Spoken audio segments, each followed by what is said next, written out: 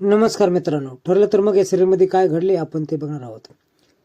त्या शेकोटी शेदाची एक काठी घेऊन प्रतिमा त्या डायरेक्ट महिपत समोर जातात.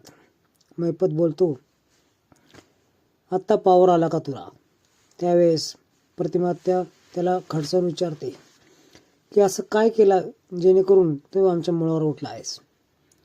महिपत बोलतो, 22 वर्षापूर्वी याच ठिकाणी मी तुला मारायचा प्रयत्न केला, पण सुदैवाने तुम्ही तिघेही वाचलात.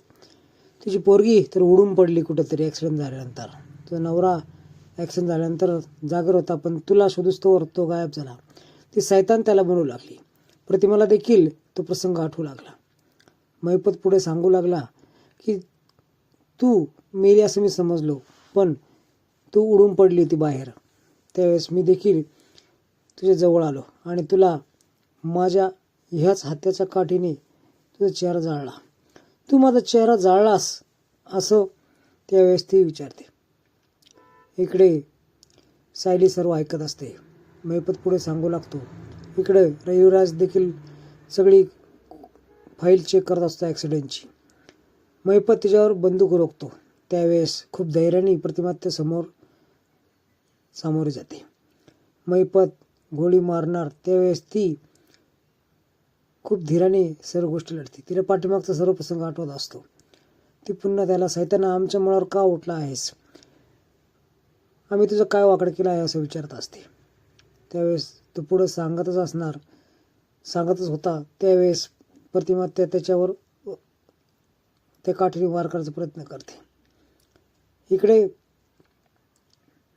महिपतच्या गुंडांनी पाठीमागच्या बाजून प्रतिमाकडे प्रवेश केला असतो. त्याच्या हातात बी बंदूक असते. त्यावेळेस सायली पटकन पुढे जाते आणि त्याला जळती काठीने पाठीमागं लोटते. हा सीन तर खूप खतरनाक असतो. सायली त्या गुंडाशी लढत असते आणि प्रतिमा त्या महिपतशी. हे सगळं अर्जुन बघतो.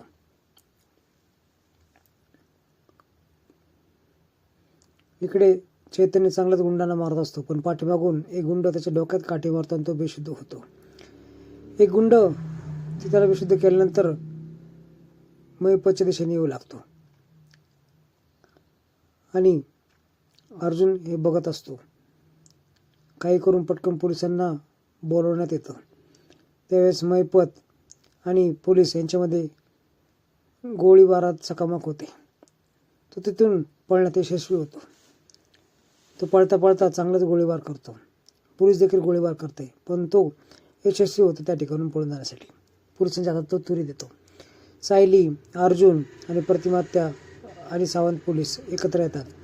पोलीस म्हणतात की कॉन्स्टेबलला घेऊन या दोघींना पाठवून द्या. अर्जुन बोलतो, मी सावंताबरोबर थांबतो आणि महिपत सापडतो काय हे बघतो. ते दोघेही सुभेदारांच्या घरी जातात. रविराजला कॉल करून अर्जुन सांगतो की सर्वजण हे आपल्या घरी गेले, तुम्ही तिकडेच जा. त्यावेळेस काही सिरियस झालं का असं रविराज विचारतो, पण अर्जुन काही आल्यावर सांगतो असं बोलतो.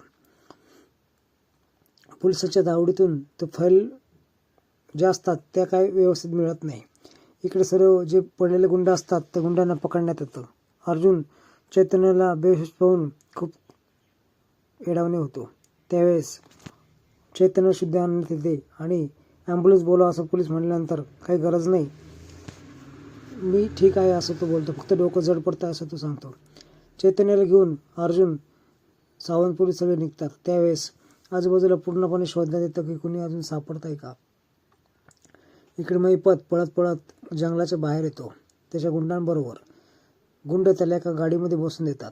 इकडे कल्पना देवीची प्रार्थना करत असते की सर्वांना सुखरूप घरी पोहोचो. सर्वजण वाट बघत असतात. तेवढ्याच अस्मिता बोलते की रविराज, प्रतिमा आणि सायली येत आहेत. सर्वांची दृष्ट काढावं यासाठी तुम्ही दारातच थांबा असं ती बोलते. त्यावेळेस सायलीला भरपूर प्रश्न करण्यात येते, पण सायली काहीच उत्तर देत नाही. त्याच वेळेस अर्जुन कुठे आहे असं कल्पना विचारते. त्याच वेळेस पाठीमागून अर्जुन आणि चैतन्य जखमी अवस्थेत येत असतात. लंगडत चैतन्य येतो. डोक्याला हात लावलेला असतो. त्याच्या डोक्याला जबर मार लागलेला असतो. अश्विन त्याला चेक करतो. प्रताप देखील खूप काळजीत असतो. तो काय झाला आहे एवढं सिरियस, तुम्ही रात्रभर कुठं होतात असं सर्व विचारत असतो. रविराज देखील पूर्णपणे काही खबर नसते. प्रतिमा, चैतन्य, सायली हे घडलेले प्रसंग सर्वांपासून लपवत असतात, पण हे काय दम काढत नसते. इकडे नागराज जंगलातून बाहेर येतो. त्याचा पाय लंगडत असतो, कारण त्याच्या पायाला चांगला लचक बसलेली असते. त्याच वेळेस त्या ठिकाणी प्रिया येते. प्रियाची गाडी पाहून तो आतमध्ये बसतो. थांब प्रिया. त्यावेळेस ती मुद्दाम टोमणा मारते, आता कशी माझी गरज लागली, काय झालंय मला एवढं सांगा. त्यावेळेस आता तू इथून चल, सगळ्यात पहिले आपल्या कोणी बघायला नको, असं म्हणतो आणि ते दोघे तिथून निघतात. रस्त्यामध्ये तो भरपूर प्रश्न विचारते प्रिया, पण तो काय उत्तर देत नाही. इकडे रविराज, कल्पना, प्रतिमा सर्वजण चिंतेत असतात. सायलीला प्रश्न करतात की काय झालं म्हणून. त्यावेळेस प्रताप देखील ओरडतो की काहीतरी गंभीर झालेलं आहे नक्कीच. त्यावेळेस अर्जुन त्या ठिकाणी येतो आणि अर्जुन घडलेला सर्व प्रसंग एक एक सांगू लागतो आणि महिपतची ट्रॅपिंग सिस्टीम आपण कशी केली ते सगळं सांगतो आणि महिपतचा पाठलाग करायचं कारण देखील सांगतो. इकडे सायली विचार करत असते की या सर्व गोष्टीचा माझ्या संघात नक्कीच संबंध आहे, कारण माझं डोकं खूप दुखत होतं त्यावेळेस. का दुखत असेल असं तो आणि ती विचार करत असते. तर नक्की बघा पुढचा भाग, खूप रंजक असणार आहे. व्हिडिओ पाहिल्याबद्दल धन्यवाद.